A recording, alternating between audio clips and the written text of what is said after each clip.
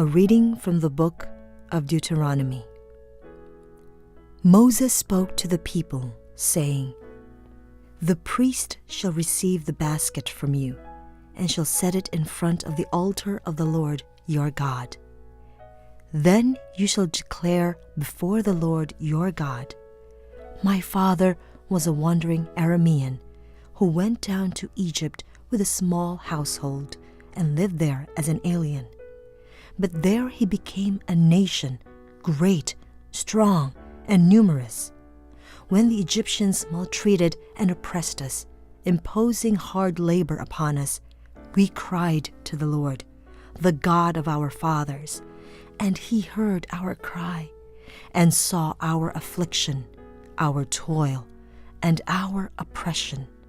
He brought us out of Egypt with his strong hand and outstretched arm, with terrifying power, with signs and wonders, and bringing us into this country.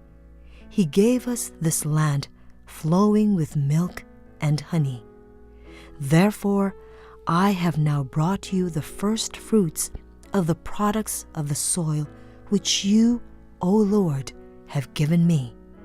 And having set them before the Lord your God, you shall bow down in his presence." The word of the Lord. Our first reading for this first Sunday of Lent comes from the book of Deuteronomy. We would like to reflect on this mystery that we are preparing for during this season of Lent, and which is God saves us in Jesus Christ. We are preparing ourselves to celebrate the passion and death and resurrection of Christ, the ultimate act of God in saving us in Jesus. And so this whole season of Lent is a holy season preparing us, purifying us, so that we can celebrate more adequately this mystery of the love of God who saves us.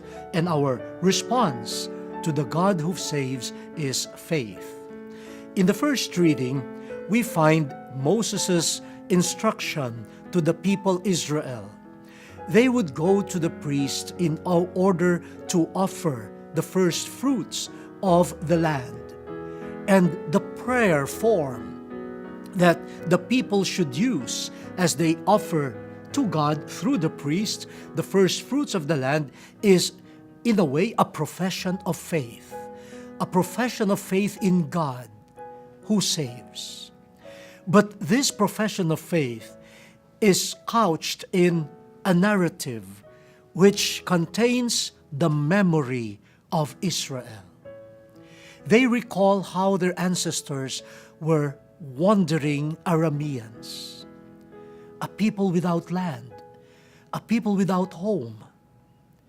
And in their wandering, they ended up in Egypt, where they became a big nation, a populous people.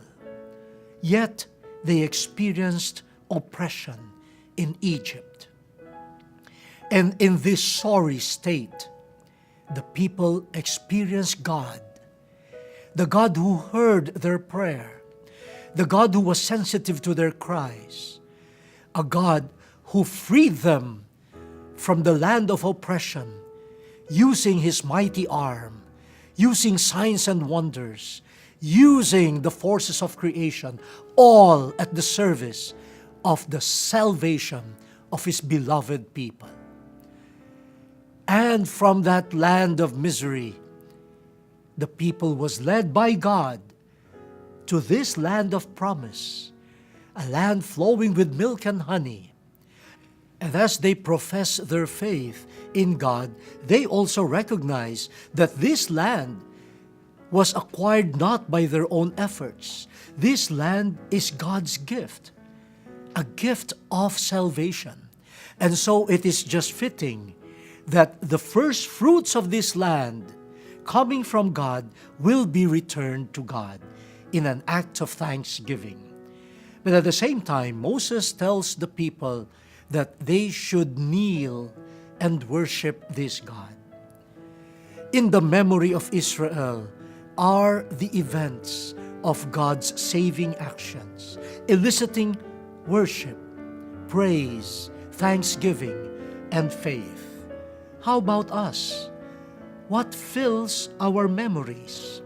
I hope as the new Israel, as the people of the new covenant in Christ, our minds, our hearts will be filled with memories of how God has been gracious and how God has saved us. And with that realization, from our hearts will well up faith, praise, worship, and thanksgiving.